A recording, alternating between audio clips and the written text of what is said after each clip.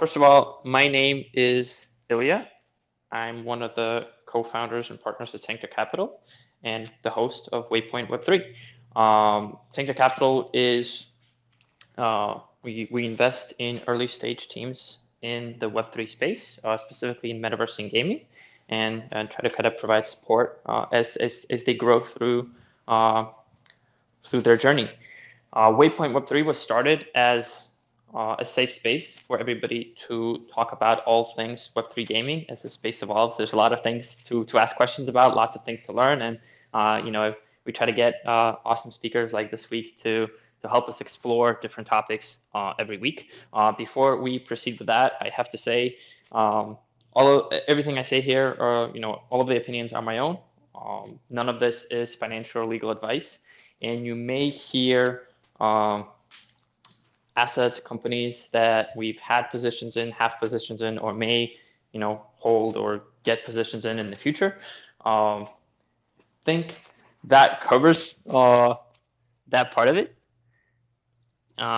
So in the interest of full disclosure, we're doing this Waypoint Web3 with United Gamers, who we're backing. Also here presented are members of Team Lighthouse and Team Blast, who are also part of our portfolio. And I think that should get us covered. I want to start introducing some of our speakers. I'll just call on your name or your avatar name, and then if you could say a few words about yourself and how you got into the space, that'd be great. So, Export, you're up on my screen first. Hey, this is thanks for the good intro, Ilya.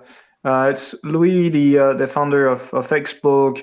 We are the competitive gaming venture of Swissbook, the crypto wealth app. And me, just a couple of words about myself. I was a previous contributor at MakerDAO, council member at a couple of other DAOs, and I'm big into gaming and tech. What we do specifically at Xbook is we are empowering players via blockchain technologies, first of which is digital identity, but also a quest system and the ability for players to create their own decentralized esports team. And as I said, super excited for this chat, and happy to mingle with some other great minds in esports and Web3. Awesome, thank you for being here. Viking? Hey guys, happy Friday to all. Thanks Ilya for the invitation. I think it's really cool what you're doing with this space. I'm Viken, the CEO of BlastGG. BlastGG is a app for online tournaments and challenges and wagers for Web3 games, but also for traditional games as well. And I got in the space, as a lifelong gamer. Back in the year 2020, I was, learning about blockchain and blockchain development. And, at the time during the quarantine, I was also playing a lot of Call of Duty Warzone. It's a game that launched with perfect timing, really, to launch a game because everybody was at home. And in the learning process, I started learning about, the initial games that were in the space, like CryptoKitties, Axie Infinity, and many others. And I quickly discovered that it will be a space that will grow exponentially in the coming years, and a really cool place to work and build cool stuff in. And that's how I founded Blast. We started as a hackathon project. The company has 18 months. We're a small team, but really bullish and excited about building esports infrastructure and tournaments for Web3 games. Got it. Awesome. Do I say Ken or do I say Kaffer? Either or, like Ken or Kaffer is fine. Is my mic working well, by the way? Yep. Okay. So quick introduction about myself. My name is Ken, or Kaffer. I'm the strategic partnership manager of Community Gaming, specifically in Southeast Asia. So we're a tournament platform like for Web2 and Web3 games. We also do like esports production and esports events, like the recently ongoing Hexagon World Championships. I've been into esports like for a while now. I'm also an esports talent. I basically cast games like from PC to mobile, and then I jump ship into to the Web3 kind of environment. So, and yeah, and speaking of which, yeah, some of the speakers here are actually our partners like Exploring and of course the other ones I forgot actually. I am having a mental breakdown right now, but because of all the work that I've done for the last couple of years. Also, yeah, Capital Dow I forgot, but yeah. So basically, giving competition, especially on the Web3 Web3 side of things, it's not really different from Web2, but I'm really looking forward to how this expands. Awesome. Thank you so much. Chi Young, do I pronounce that correctly? Yes. So hi, I'm Chi Young, also young as Kimchi. So I'm the head of partnerships at the Capital DAO. A little bit about Capital DAO. We are the leading provider of Web3 gaming asset management tech. It's driven by delegation. So you guys might hear me talk about delegation throughout this. Our core product enables the delegation and management of gaming assets inside any game on any chain with minimal technical lift. And the entire idea is that we are trying to provide tools to enable organizations to scale very efficiently. And recently, we announced a delegation system integration with crypto unicorns and our self-onboarding. So that's a little bit about Capital DAO. About myself, I've been interested in Web3 gaming for a while. I think probably the roots of it were from games that I'd played before that were in Web2 that kind of explored the idea of player ownership, kind of crediting players for creating items. So games you might have heard of like MapleStory, I think explored that. One of the reasons I think I'm really excited about Web3 gaming is this idea of player ownership, kind of giving ownership and value back to creators and players, and also the idea of the players having a voice in the direction of the games and the content that they're enjoying. That's me. That's Capital DAO. Excited to speak with y'all today. Awesome. Thank you so much. And last but not least, Ron. Hi, I'm Sharan. Thank you for having me on this. I'm one of the founders of Lighthouse DAO. We build a decentralized attestation protocol that issues non-transferable tokens. In the Ethereum world, it's known as soulbound tokens. Our goal is to basically help DAOs and blockchain gamers be better recognized and valued by making sense of the data that's stored on chain. And so we kind of built like a reputation protocol that can be used for various purposes. You can use it for things like participation-driven on-chain governance, social recognition through NFTs, and things like issuing badges. So yeah, really excited to be here. About me personally, I worked in Web2 before this. I founded 2 companies, primarily into education. And the reason I got into blockchain development was because I was interested in these new types of decentralized entities and how they value their participants and how that can be used to connect people together. Awesome. So thank you all the speakers for introducing yourselves. I would like this to be kind of a free flow conversation. So we'll throw out some topics and then anybody can jump in. If everybody's shy, I will pick on somebody, but hopefully we can just have a nice free flowing conversation. To start, I would like to discuss the status quo of esports right now. There's been a bit of conversation about games utilizing esports concepts, either building them into their games or utilizing certain infrastructure. Kind of where do you see esports in the Web3 space right now?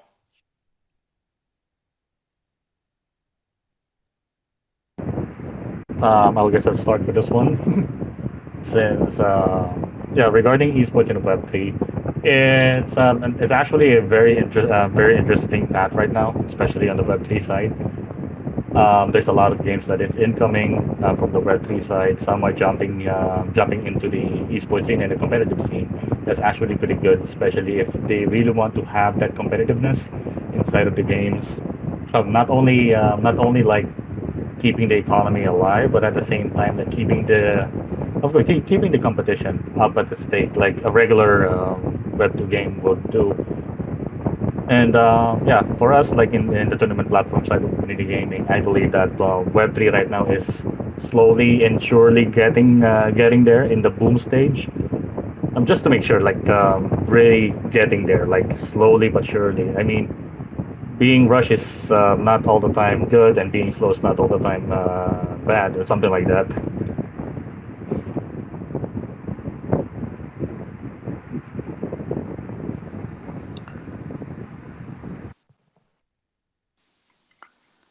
Hey, yeah, Viken, do you want to go? Yeah, just a quick comment here. For me, I mean, I think the esports side of Web3 gaming is, is quickly progressing from non-existent to nascent to vibrant. So I think one of the needs, and that's what we're working on, is having the right tools to organize tournaments with a level of integration and adaptation for the TO Web3 games that will make player experience much better. Yeah, in the case of our platform, we integrate with traditional games through APIs, but with Web3 games with on-chain data and smart contracts to be able to, check ownerships of the game assets, the NFTs, and have a platform that is, appropriate and customized for the Web3 space and the games that are designed in a way that will be suitable for esports, the games of skill. So yeah, I think a good online tournament platform it will really attract attention and will generate the right amount of competitiveness that is needed to create a good base for the esports industry in the space. Yep. On our side, so we are by data, and we sort of filter out the good games. What we do is like we are the most competitive Web3 sort of community, where we are the most competitive on EV.io. The Harvest, Gods and Chains, Skyweaver, and to us those are the most interesting games. We don't play like Ponzi games, as I like to call them. But what we notice is that esports is almost not existing. I mean, esports as in very competitive gameplay. We are barely scratching the surface. Just because, to be honest, there is a lack of game quality yet. When we talk to the large esports orgs, like they have no interest in coming to the Web3 esports scene just because either the games are not interesting, which I think is a totally valid comment. Why would you switch from an Apex Legend to an EV.io now? And also there is, they have a too high opportunity cost because setting up a team in esports is quite expensive, and yet there is a lack of tournament infra, or at least lack of cash price and things surrounding the games. So I think we're just getting started. However, in pure data, what we do at Expo is we organize about 15 to 20 tournaments a month, and we've noticed slowly but surely more people attending the tournaments, and that sort of grew progressively from July onwards to now September. And I think the mindset in Web3 gaming is also shifting from play to earn and sort of Ponzi games or yield farming, however you call this, to people that care more about the gameplay, which is of course a very good sign. Yeah, I just want to build on that. I think you mentioned stuff around competitive play. I think one thing is actually how do you bring in competitive players into Web3, right? So even if you are playing a game like EVIO, there is a Web2 element and then a Web3 element. How do you, especially for people who are not crypto native, convince them to try adopting Web3? And so I think one of the things that I think is going to be interesting is how do you make the experience as seamless as possible? And one of the ways that we're thinking about it is, can you delegate to them a wallet that they can use as almost like a to like pilot a mecha, right? To use and not have to worry too much about the Web3 side. It's just here's the login and here's how you can play. Especially because if you are a Web2 going to Web3 player, you need to start understanding how all this works. You have to understand, hey, after let's say like I get a skin to use in an EVIO tournament, how do I give it back to you afterwards? What happens if I lose my private key? There's a lot of other things that are that people find hurdles to in adopting. And so I think one of the questions will be how do you encourage people from Web 2 to step into Web 3 gaming? Because let's say you are playing a shooter, right? Apex. Let's say you go into COD. Like you can more easily move around those ecosystems than actually trying out a Web 3 game. So I think that's one area that we're very interested in. How do you kind of explore that in terms of opening up the funnel? Awesome. Thank you for that. I want to, this is a recorded session, so a number of games and developers hopefully get the chance to listen to it. I'm curious. We mentioned tournaments as kind of one of the core components of esports naturally, but I don't think a lot of people realize how complicated it is to organize a tournament. And I'm curious. We have a number of people working on the infrastructure around it at the panel. What does it take to set up a tournament in Web3 right now? Well, I can jump on this, but it's actually, I think you have great platforms like Community Gaming. They make the UX of organizing tournaments and dealing with the brackets fairly easily. And from our own perspective, like we started, just actually not knowing how to organize a tournament at all, and to now running tournaments every 2 days, and I think the platform infra of community gaming is very well developed, so it really hasn't been a pain, and I probably think that we can scale this up to one tournament a day or a few tournaments a day, but that's really not our focus. But also because the tournaments are all online. Now, when it comes to actual offline tournaments, which are not very frequent, that's a whole new thing. But yeah, so unlike what you said, to us it's been a very sort of easy and seamless experience, thanks to the guys at Community Gaming.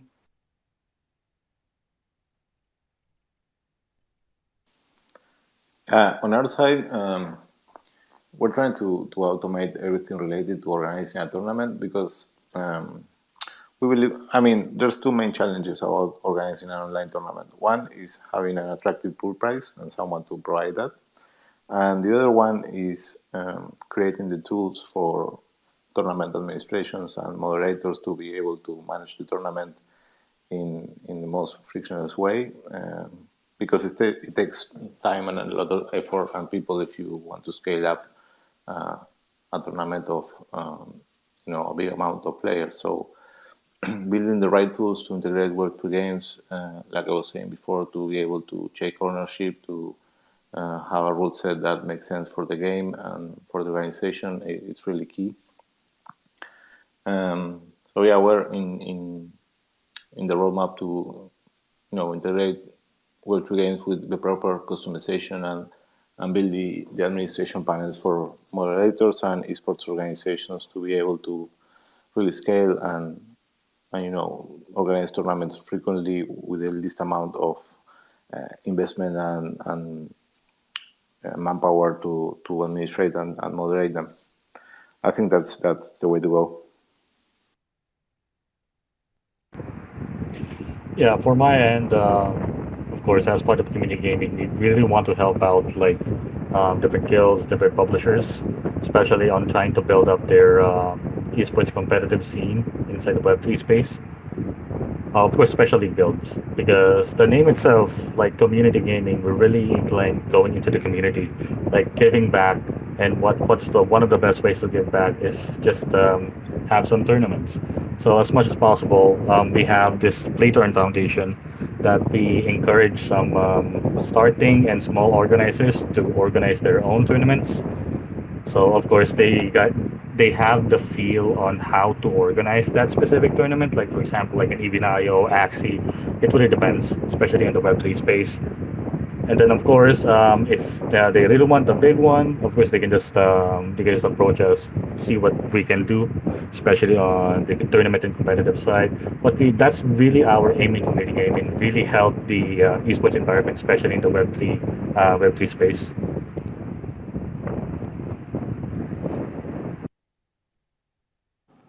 With Lighthouse, I think our angle is to try and build visibility to good gamers.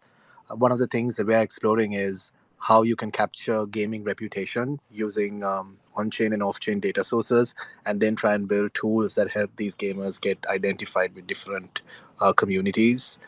Um, and yeah, just my overall thoughts on the space is that I think that esports is an interesting way to get the next 1 billion users into Web3, and just building better tools, better user experiences that help these gamers, of course, enjoy playing games, but at the same time get identified, get rewarded, and compensated. Um, is an avenue that we're very excited to explore. Yeah, I think on my side, I think people have covered mostly everything. One, especially with bigger tournaments, is definitely the people side. How do we manage people and make sure everyone is aligned and working together? The other side, I think, is at least again beating on the delegation point is, are there ways to allow people who don't have the right equipment or NFTs to take part in tournaments, right? So could you, especially if you're holding a tournament within your guild or organization, could you delegate stuff from your vault into wallets for people to use? And I think in terms of accessibility and making it much more easy for people to take part, I think the question is, can we really think about how to make Web3 gaming accessible to people, especially for people who don't have the capital to really purchase a lot of assets? That's an interesting point. And so do you see kind of a model evolving similar to how, in the bigger poker tournaments, good players can get backed, and not necessarily have all of the upfront capital, because some of the bigger poker tournaments can have a rather expensive entry fee, or if you're playing in a lot of tournaments, that could also become kind of expensive. Do you see some of a similar model evolving around Web3 esports? On my end, that's a really interesting question. My gut says, if you think about the adoption into esports, right? Let's take poker, for example, right? Poker, it's a consistent game. You can play Web 2 or Web 3. But let's say there is a poker game in the sandbox. It requires a specific NFT or equipment to get in. There's things that you need to play. The idea is you can give somebody a sandbox delegated wallet, delegate them the right NFTs. If you want to give them a Bored Ape or something to kind of help them strut their stuff or get additional rewards from the poker tournament, you can also do that. And so it's the idea of kind of equipping them, especially for people who don't really have understanding or experience of this, to kind of lower that friction of just trying the game, right? Poker is a consistent experience. It's just a different expression of play in Web3. And so, kind of to answer your question, yes, and I think in esports, there might be something similar, right? Going back to the Evio example, if people want to take part in a Web3 tournament, the question is, how do you introduce it to someone, right? There is a Web 2 version of Evio and a Web 3 version where you can play to earn some rewards. And so, I guess to that point, it's just, are there ways to kind of lower the barrier and give people kind of that package to start playing, especially if you're a top tier player who has been playing Web 2 all your life, but then to play Web 3, especially at the level that you're playing, maybe you need some kind of top tier NFT. And so how do you think about kind of, for them, the mental calculus that they have to invest additional capital, right? A significant amount of money to, I don't know, let's say buy a ship or something to be able to play, or can you as an organization give them the right start and kind of lock in that talent so that they kind of work for you and you kind of have that revenue share, right? That because you are putting your risk into them, as an organization, you're giving them access to something that enables them access to greater risk reward. So I hope that answers your question. That's just kind of at least how we're starting to think about it. I want to kind of segue a little bit off of that comment. You mentioned kind of some of the top players, and this is kind of an open-ended question. We see that in esports or in any real sports, right? The audience is as much a part of the overall experience as the professional players. You need a big audience for that excitement, for that feeling, for the energy to be there. With Web2 esports, we see the audience has been growing. We see the excitement growing. We've talked a lot about the tools and the experience to get tournaments organized and to manage some of the players. But what is there and what needs to be there to get the audience to get excited about Web3 esports?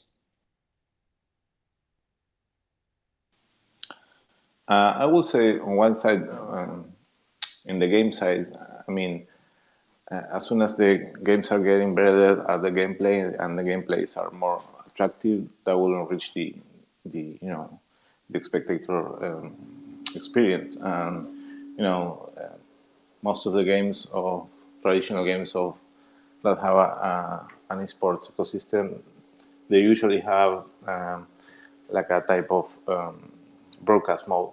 For instance, if you take a game like Valorant, which is really popular in esports, you have a broadcast mode in tournaments where you can see both teams at the same time in the map, and you can really track and observe how the game is developing. I think that's one important thing to have in mind. I think Web3 has a great a native side of it that is really engaging and creating communities, and I think that we can leverage that to create and build audiences around Web3 esports.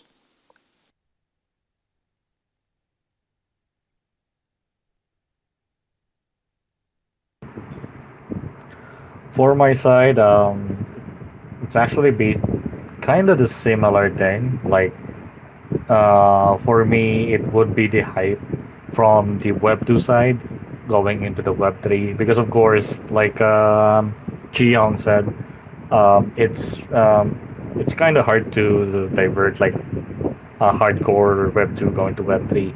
What we need to explain to them is how really Web3 works and how it can help them, especially on their road to professional esports player for the Web3 game, and also giving him the benefits regarding that one.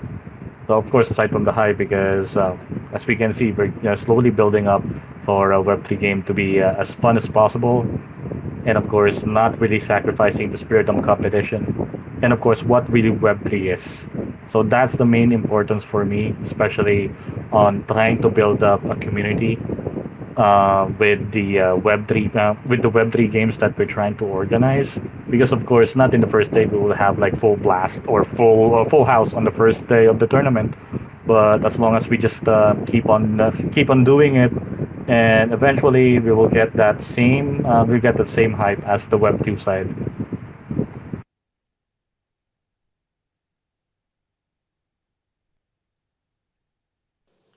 I think I just want to build off that a little bit. I think I'm kind of curious, and this is just me thinking out loud almost. Is there a way to lower the friction by creating a game or playing games that integrate Web 2 and Web 3 together?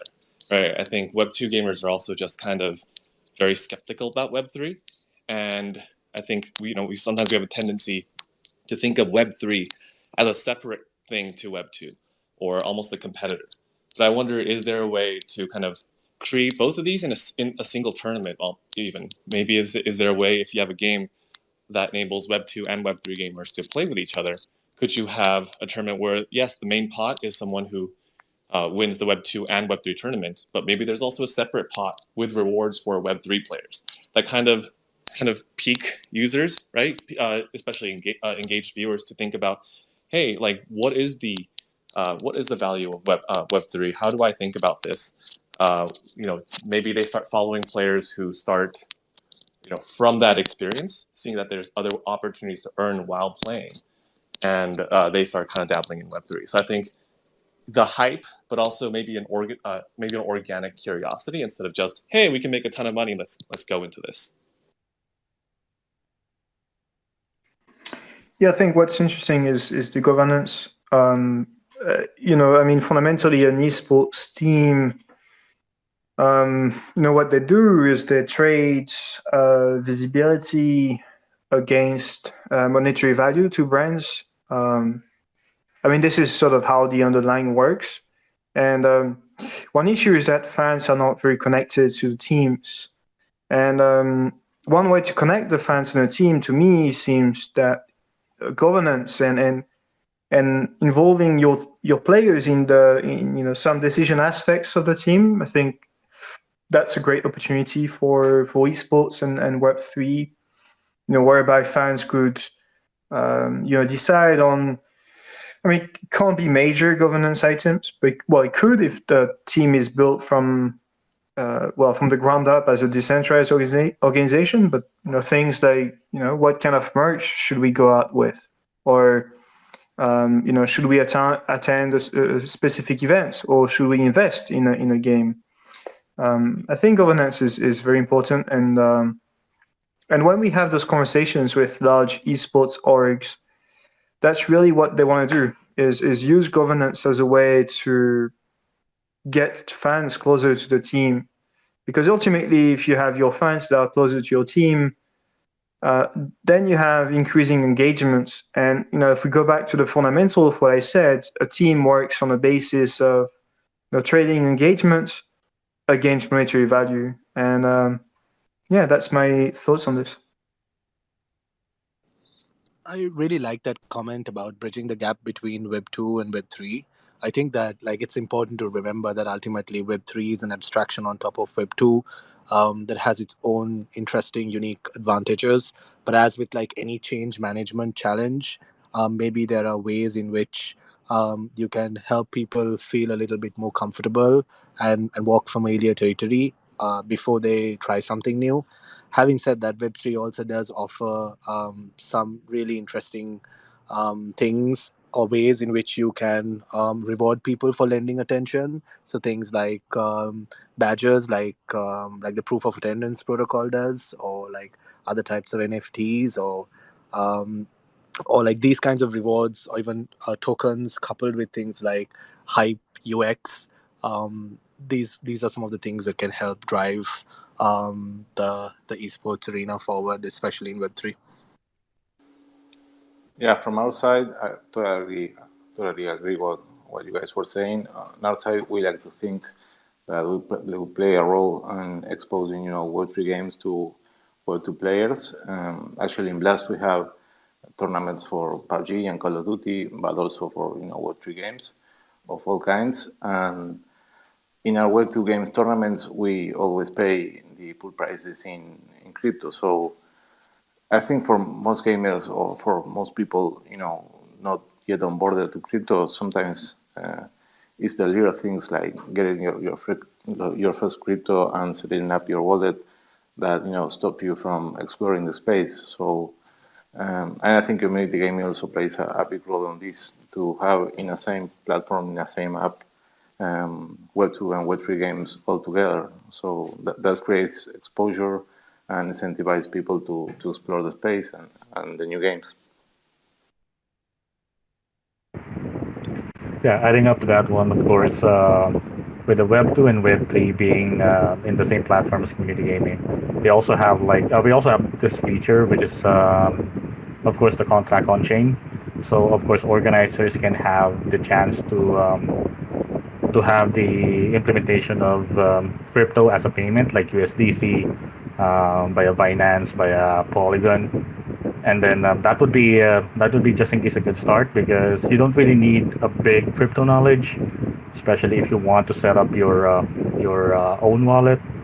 And with that added feature, that may tickle some interest in Web2 gamers to start joining tournaments that includes like cryptocurrencies as the prize pool, and then slowly they will be slowly they would be noticing that there are more than the crypto that is happening right now in the esports scene. Like there's also of course Web3 games that we're really trying to build up.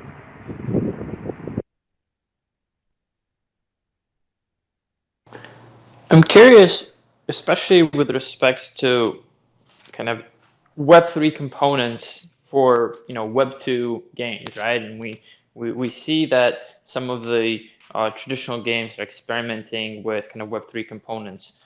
What pain points is Web3 esports solving right now? I mean, an obvious one, becomes automated payouts, right? But where else do we see Web3 esports infrastructure helping games, whether they're Web2 or Web3, and is that perhaps the path to onboarding more games and more gamers?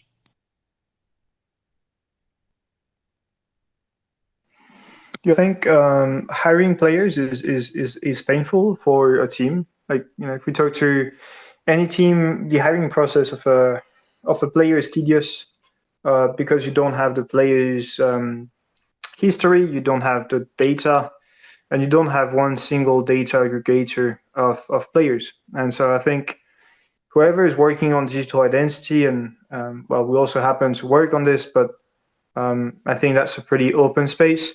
I think that can solve for the hiring process, whereby teams will be able to select players on their sort of on-chain gaming identity, which would render the gaming process, not the gaming, but the hiring process way more seamless, but also more transparent. And that's, to me, is one of the key pain points. The other one that we tend to forget is the financial aspect of things, whereby an esports team is not financially viable. I mean, I'm saying this just because of historical data and the way just the P&L functions in esports. And I think having a blend of esports teams and guilds is very interesting, whereby esports team have the ability to eventually invest in games and manage their own funds and eventually, make money off of asset management or, just capital appreciation from like price gains in the assets, which I think could solve for some of the financial troubles of some esports teams. Yeah, I think what I like about that too is this idea that incentives work, right? I think in my wallet I have this like 2021 championship chain from 100 Thieves, and so the idea is, are there interesting ways to monetize on top of this, where you're creating digital assets and digital collectibles that people, who are also digitally native, can own and transact, and could you create that secondary value from transactions? And I think another way to think about it, especially in the esports scene, is this idea of engaging your community, right? If you are an early adopter of an esports scene and you do have, I don't know, let's say, like there's ways to monetize things, right? Like highlights reels of different players, or even early ecosystem tokens. I think it incentivizes players and really community members to kind of evangelize and generate that hype, but also kind of keep the ecosystem going. Right? For example, if you play League, Faker is a legendary name. What kind of value would there be if you actually own the NFT for that his first his first like Zed versus Zed fights, right? And so I think it opens up so many interesting ways to monetize and create engagement through this digital ownership. Yeah, adding to that, Ilya, I also like to think about this in the gamer perspective of pursuing a career in esports. And as it usually happens, also with professional sports, is that a really, really small amount or percentage of people that want to pursue a career really get to make it and make a living of it. And one of the reasons is that you really need to put, heavy hours in training and improving your skills. And if you can't have any type of income while you do that, it's really hard to maintain a training routine and become better and better to reach that professional level. And I think there's a real opportunity with Web3 games and player games to allow players to create some type of income while they train and while they improve and get better and join teams and tryouts and all that. I think that's another pain point that Web3 esports could solve. To be able to create the opportunities for more and more players to pursue a career on esports.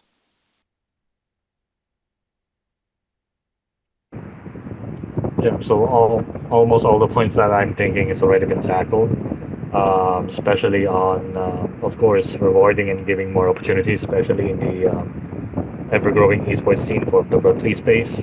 That will lead, especially for other community members or other guilds to have the opportunity to open up, especially, for example, like EVIO. They have, if they really want to try out an EVIO and they're kind of experienced in the Web2 space, they can actually try it out. And it's still the presence of the play to earn, but in a sense that the enjoyment is not really eliminated whenever playing Web 2 or Web 3. I mean, that's the main point of me also as a gamer. If I don't enjoy the game, it's kind of hard to keep it up, like, you know what I mean? So, really giving the opportunity, especially what we're initiating right now in community gaming, we really encourage like small organizers who just want to try it out, or like guilds to open up more opportunities in tournaments. So of course, it's a win-win. Like the community is happy, and of course the guild is having more exposure and more numbers in their socials or something like that.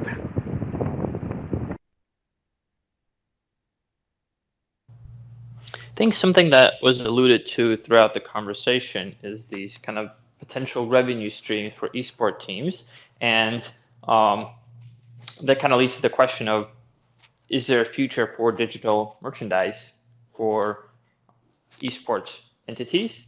And if so, kind of what pathway do you see for it, and what infrastructure do we need for it in order for that to be a successful path for teams?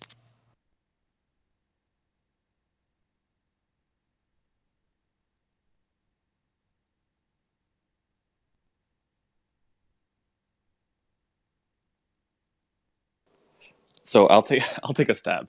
I feel like there is an obvious answer that I think a lot of the infrastructure is there, right? If you are making a digital merchandise, especially as a scrappy startup esports team, maybe you can use digital merchandise and sell them at pretty cheap to early believers to get yourself funded.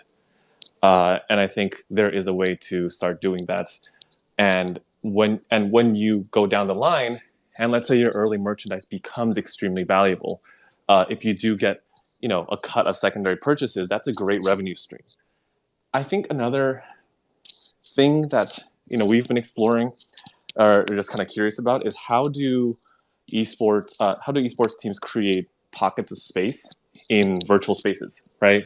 Are there metaverse hangouts that they can use as a store that if the team, let's say, I don't know, creates a social token or something, that where you need a token or NFT to get access to it, that creates yet another kind of level of exclusivity, right? Because so could you add like token gating and levels of access to different players, to different things, or even give levels of digital merchandise or something, owners to have FaceTime with players that they really like, or even play with them. And so I think this idea of digital merchandise can expand into, there's the secondary sales, but also opening up a space digitally where anybody from all over the world can connect with other fans in kind of a safe, unique space, and potentially interact with the people that they like. That's probably my gut reaction to this. And that's kind of where at least my thinking is headed. I think if we we look at what esports teams have done historically in Web3, and the launch of like the badge from Fanatics, received huge amount of backlash from the community.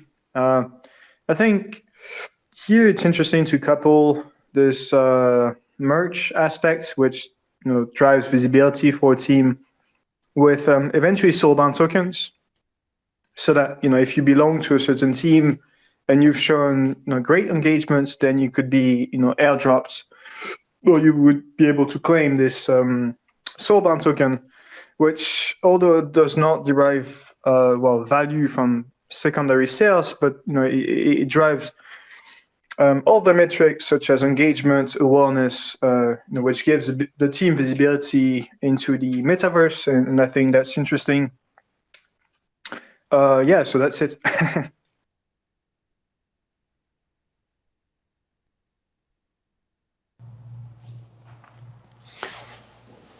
Awesome. I'm curious, from the perspective, of everybody here, what is the greatest challenge right now that's facing esports, both kind of in Web3 and Web2 as a whole? I mean, we've alluded to a few things, but what are the challenges that are facing it right now? And do you see Web3 technology kind of being a solution long term?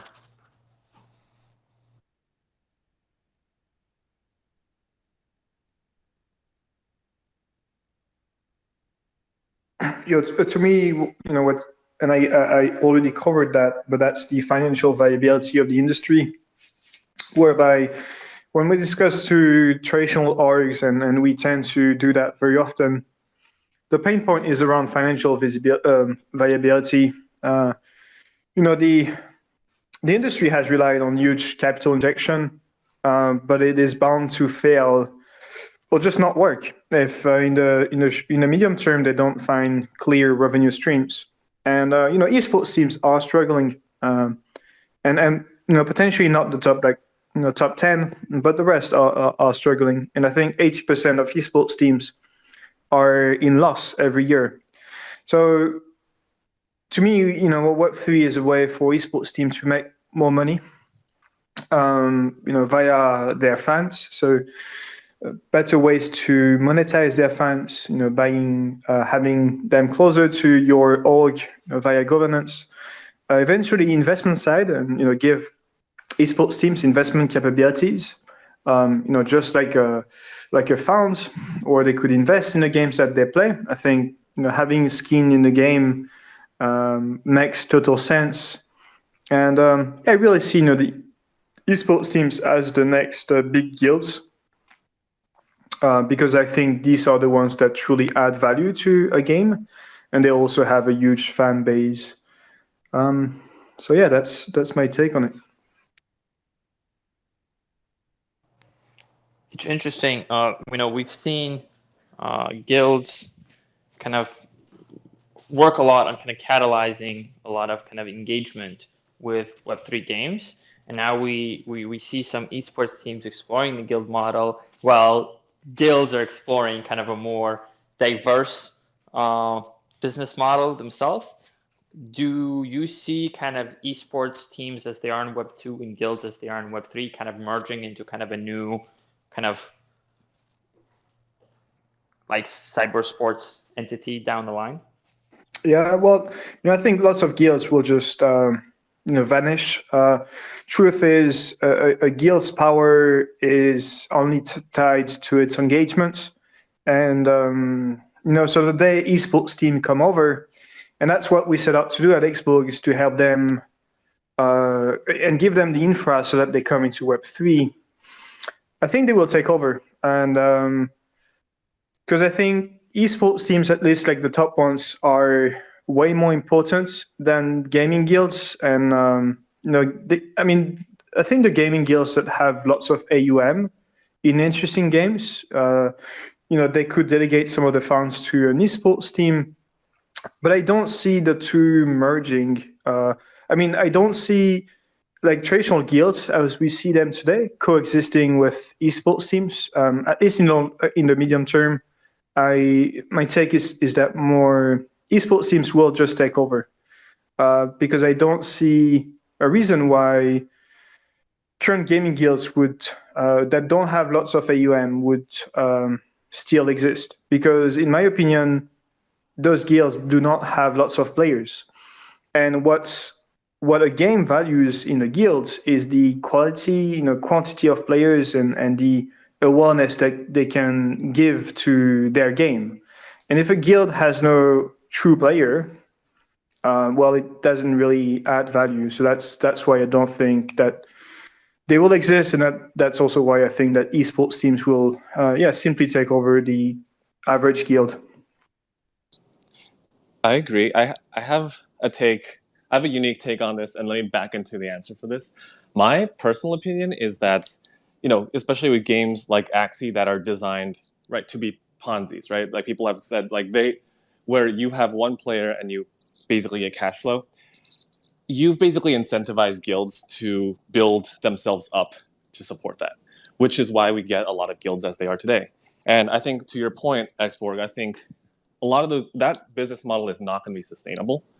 But I think what you'll start seeing is a lot of guilds either go bust or have to figure out how do we specialize into games that are going to come out that are more skill based, or have creators, or have a good sustainable base beyond and offering beyond. Hey, we'll just you sit down and play a game for us.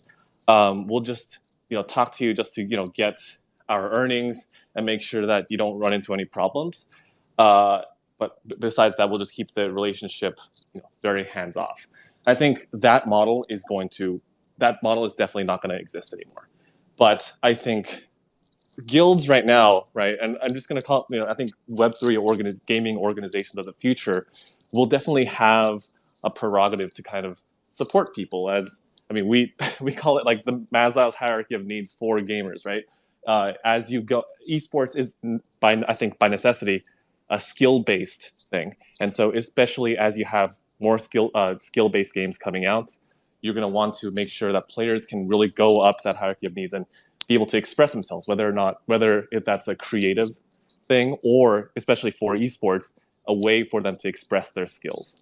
So I guess that's kind of how I'm shaking out. I think I agree, but I think there is a space right now for guilds to reorient themselves, and I'd actually argue that the diversification and investing into games is one of their roles, especially if they start to have larger treasuries, and their goal is to maximize their own internal value.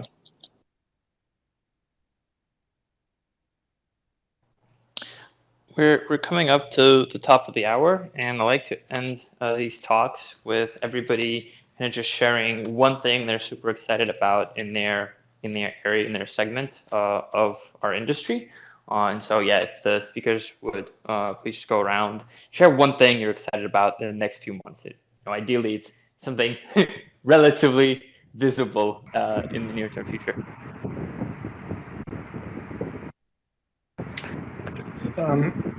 On-chain gaming identity is to me super exciting because that opens up so many opportunities for fans, players, and the future of guilds and esports teams.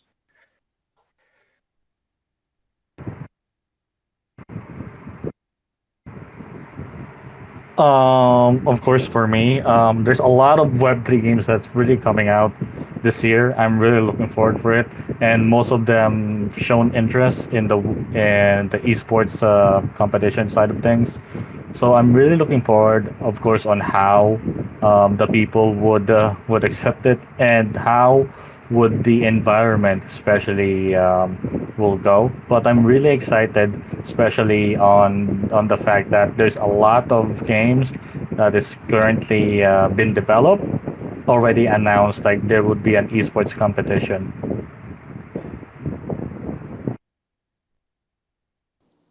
I agree on that. I think there's a lot of exciting games starting to come out.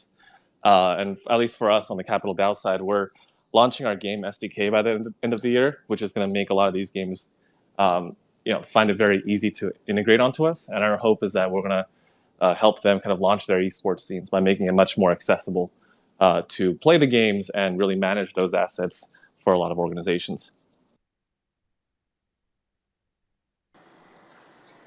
Yeah, for me, of course, about the new titles coming up that are currently on pre-alpha or alpha or about to launch a beta or whatever.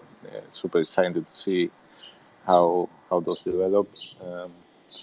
On a more more personal side, I'm excited about the merge next week in the technical side, but also about some great features that we're about to launch on Black.gg. That are super exciting for us. Some of them are core features, some of them are new game integrations. So really excited about what's next for the rest of the year. One of the things we're excited about is having a calculation of reputation and making sense of data that's both on chain and off chain.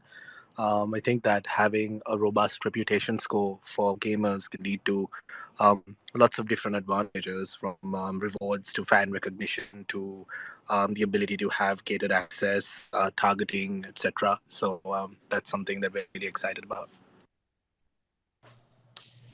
Awesome. Thank you. Thank you so much, everyone. That takes us to the top of the hour. So thank you, everybody, for joining, speakers for sharing your thoughts, everybody in the audience for tuning in. This wraps up our discussion on esports infrastructure. Tune in next week. This is a weekly Twitter Spaces. Next week, we're going back to our regular breakfast hour. And we'll be restarting the blockchain ecosystem mini series, and we'll be taking a look at the Tezos gaming ecosystem. Once again, everybody, thank you so much. Have a great weekend, and see you next week. Great weekend, everybody. Have a nice one. Thanks. Thank you. Thank you.